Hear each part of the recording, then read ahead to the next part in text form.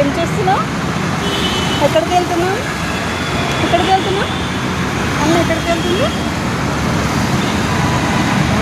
సజ్విన్కి కళ్ళకి పండగ అయిపోయింది ఈరోజు. కళ్ళు అసలు ఆపట్లేదు, చూస్తూనే ఉన్నాడు. ఇంకా 5 మినిట్స్లో బస్సు వస్తుంది అన్నప్పుడు ఇంకా ముందుకు వచ్చి నించున్నాము.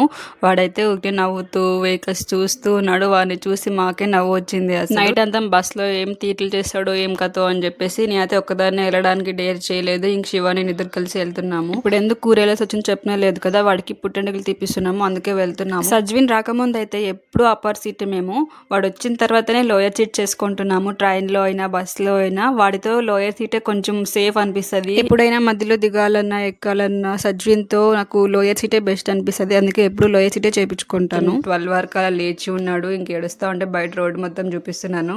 వాడికి గుండు కొట్టేస్తున్నాము అని చెప్పేసి ఇక్కడ చెప్తా ఉన్నాను. గుండాయకి ఎలా ఉంటాడో నెక్స్ట్ వీడియో చూపిస్తాను. వీడియోకి ఒక లైక్ చేసేయండి.